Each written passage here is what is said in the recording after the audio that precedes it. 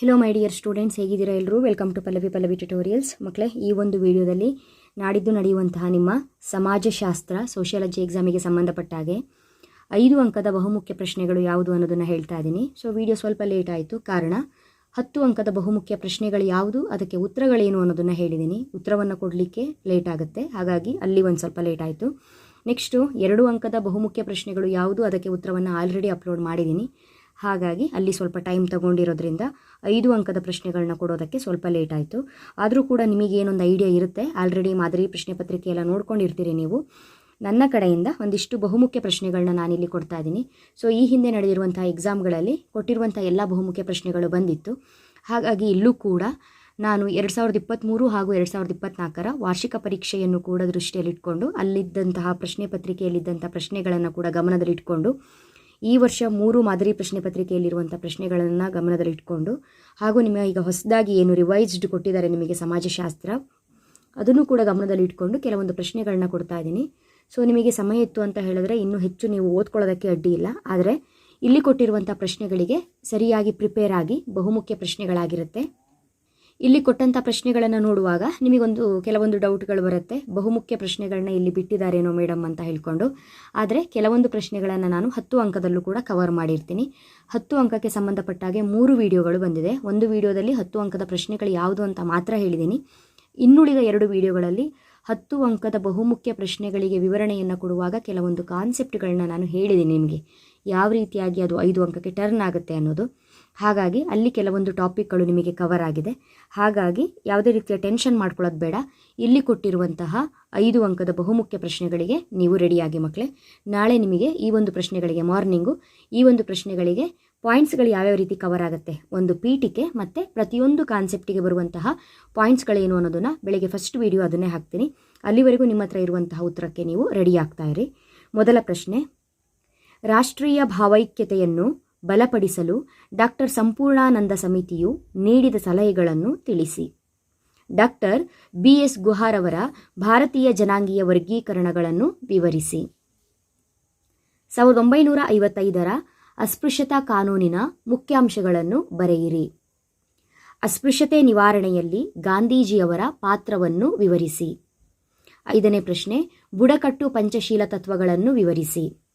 ಹಾಗೂ ಇಲ್ಲಿ ನಿಮಗೆ ಕುಟುಂಬ ಅಧ್ಯಾಯ ಏನಿದೆ, ಅಧ್ಯಾಯ 4 ಭಾರತದ ಕುಟುಂಬ ವ್ಯವಸ್ಥೆ, ಈ ಒಂದು ಅಧ್ಯಾಯ ತುಂಬಾ ಬಹುಮುಖ್ಯವಾಗಿರೋದ್ರಿಂದ ಈ ಅಧ್ಯಾಯದಲ್ಲಿ ಸ್ವಲ್ಪ ಜಾಸ್ತಿ ಪ್ರಶ್ನೆಗಳನ್ನೇ ನಾನಿಲ್ಲಿ ಕೊಟ್ಟಿದ್ದೀನಿ.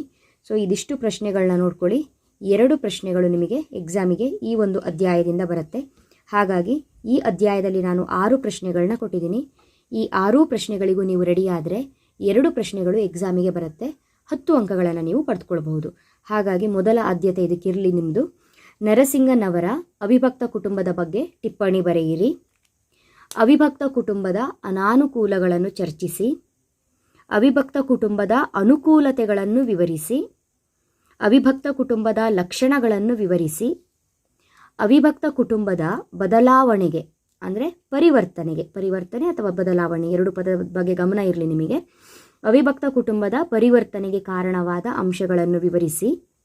ಅಥವಾ ಇನ್ನೊಂದು ಬಹುಮುಖ್ಯ ಪ್ರಶ್ನೆ, ಕೊನೆಯ ಪ್ರಶ್ನೆ ಈ ಅಧ್ಯಾಯದಲ್ಲಿ, ಅವಿಭಕ್ತ ಕುಟುಂಬದಲ್ಲಿ ಇತ್ತೀಚೆಗೆ ಆಗುತ್ತಿರುವ ಪರಿವರ್ತನೆಗಳನ್ನು ವಿವರಿಸಿ ಅಥವಾ ಬದಲಾವಣೆಗಳನ್ನು ವಿವರಿಸಿ. ಅಲ್ಲಿಗೆ ನಿಮಗೆ ಅವಿಭಕ್ತ ಕುಟುಂಬ ಅಂತ ಹೇಳಿದ್ರೆ ಏನು, ಅದರ ಲಕ್ಷಣಗಳನ್ನು ಓದ್ಕೋಬೇಕು. ಅವಿಭಕ್ತ ಕುಟುಂಬದ ಅನುಕೂಲ ಅನಾನುಕೂಲ ಓದ್ಕೋಬೇಕು. ಅವಿಭಕ್ತ ಕುಟುಂಬದ ಬದಲಾವಣೆಗೆ ಕಾರಣ ಏನು ಅನ್ನೋದನ್ನು ಓದ್ಕೊಳ್ಬೇಕು. ಅವಿಭಕ್ತ ಕುಟುಂಬದಲ್ಲಿ ಏನೇನು ಬದಲಾವಣೆ ಆಗ್ತಾ ಇದೆ ಅನ್ನೋದನ್ನು ಓದ್ಕೊಳ್ಬೇಕು. ಅರ್ಥ ಆಯ್ತಾ? ಓಕೆ. ನೆಕ್ಸ್ಟು, ರಾಷ್ಟ್ರೀಯ ಭಾವೈಕ್ಯತೆಯ ಸವಾಲುಗಳನ್ನು ವಿವರಿಸಿ. ಸ್ತ್ರೀ ಶಕ್ತಿ ಕಾರ್ಯಕ್ರಮದ ಕುರಿತು ಟಿಪ್ಪಣಿ ಬರೆಯಿರಿ. ನಗರಗಳ ಸಮಸ್ಯೆಗಳನ್ನು ಸಂಕ್ಷಿಪ್ತವಾಗಿ ವಿವರಿಸಿ. ಮಲಪ್ರಭಾ ಹೋರಾಟಕ್ಕೆ ಸಹಾಯಕವಾದ ಅಂಶಗಳನ್ನು ವಿವರಿಸಿ. ಮಾರುಕಟ್ಟೆಯ ಲಕ್ಷಣಗಳನ್ನು ವಿವರಿಸಿ. ಗ್ರಾಮಗಳ ಲಕ್ಷಣಗಳನ್ನು ವಿವರಿಸಿ. ಗ್ರಾಮಗಳ ಸಮಸ್ಯೆಗಳನ್ನು ವಿವರಿಸಿ. ಸಂಸ್ಕೃತಾನುಕರಣದ 5 ಅಂಶಗಳನ್ನು ವಿವರಿಸಿ. ವಾರ್ತಾಪತ್ರಿಕೆಗಳ ತಯಾರಿಕೆಯಲ್ಲಿ ತಂತ್ರಜ್ಞಾನದ ಪ್ರಭಾವವನ್ನು ಚರ್ಚಿಸಿ. ಸಮೂಹ ಮಾಧ್ಯಮದ ಕಾರ್ಯಗಳನ್ನು ವಿವರಿಸಿ. ವಿದ್ಯುನ್ಮಾನ ಮಾಧ್ಯಮದ ಇತ್ತೀಚಿನ ಬದಲಾವಣೆಗಳನ್ನು ವಿವರಿಸಿ. ಬಾರ್ಬಿ ಗೊಂಬೆ ಒಂದು ಜಾಗತಿಕ ಪ್ರಜೆ ವಿವರಿಸಿ. ಪುಷ್ಕರ ವಾರ್ಷಿಕ ಜಾತ್ರೆಯನ್ನು ವಿವರಿಸಿ. ಓಕೆನಾ ಮಕ್ಕಳೇ, ಇದಿಷ್ಟು ಕೂಡ ನಿಮ್ಮ ವಾರ್ಷಿಕ ಪರೀಕ್ಷಾ ದೃಷ್ಟಿಯಿಂದ 5 ಅಂಕಕ್ಕೆ ಕೇಳುವಂತಹ ಬಹುಮುಖ್ಯ ಪ್ರಶ್ನೆಗಳು. ಸೊ ಇದಿಷ್ಟು ಪ್ರಶ್ನೆಗಳಿಗೆ ರೆಡಿ ಆಗ್ತೀರಿ ಅಂತ ಭಾವಿಸಿದ್ದೀನಿ. ಮುಂದಿನ ವಿಡಿಯೋದಲ್ಲಿ ಈ ಒಂದು ಪ್ರಶ್ನೆಗಳಿಗೆ ಯಾವ ರೀತಿಯಾಗಿ ಉತ್ತರಗಳನ್ನ ಬರೀಬೇಕು ಅನ್ನೋದಕ್ಕೆ ಪಾಯಿಂಟ್ಸ್ಗಳನ್ನ ಕವರ್ ಮಾಡ್ತೀನಿ. ಅದೇ ರೀತಿಯಾಗಿ ಅದರ ಮುಂದಿನ ವಿಡಿಯೋದಲ್ಲಿ 1 ಅಂಕದ ಬಹುಮುಖ್ಯ ಪ್ರಶ್ನೆಗಳು ಯಾವುದು ಅನ್ನೋದನ್ನು ಹೇಳ್ತೀನಿ. ಕಾರಣ 2 ಅಂಕ ಮುಗಿದೋಗಿದೆ. 1 ಅಂಕದಲ್ಲಿ ಬಹು ಆಯ್ಕೆ, ಬಿಟ್ಟ ಸ್ಥಳ, ಹೊಂದಿಸಿ ಬರೆಯಿರಿ 1 ಅಂಕದ ಪ್ರಶ್ನೆಗಳು ಯಾವುದು ಅನ್ನೋದನ್ನು ಕವರ್ ಮಾಡ್ತೀನಿ. ಚೆನ್ನಾಗಿ ಓದ್ಕೊಳ್ಳಿ, ಚೆನ್ನಾಗಿ ಪ್ರಿಪೇರ್ ಆಗಿ ಲಾಸ್ಟ್ ಎಕ್ಸಾಮ್ ಒಳ್ಳೆ ಸ್ಕೋರನ್ನು ಮಾಡಿ.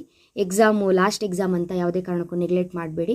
ಆದಷ್ಟು ಪ್ರಯತ್ನಪಟ್ಟು ಕಂಟಿನ್ಯೂಯಸ್ ಆಗಿ ಓದಿ ಕೊನೆ ಎಕ್ಸಾಮನ್ನು ಚೆನ್ನಾಗಿ ಬರೀರಿ ಅಂತ ಹೇಳ್ತಾ ಮುಂದಿನ ವಿಡಿಯೋದಲ್ಲಿ ಮತ್ತೆ ಸಿಗ್ತೀನಿ. ಅಲ್ಲಿವರೆಗೂ ಚೆನ್ನಾಗಿ ಓದ್ಕೊಳ್ಳಿ ಮಕ್ಕಳೇ, ಒಳ್ಳೆಯದಾಗಲಿ. ಲಾಸ್ಟ್ ಎಕ್ಸಾಮ್ ಚೆನ್ನಾಗಾಗತ್ತೆ, ಟೆನ್ಷನ್ ಮಾಡ್ಕೋಬೇಡಿ, ಆರಾಮಾಗಿ ಬರೀರಿ, ಕೂಲಾಗಿ ಬರೀರಿ. All the best. Thank you.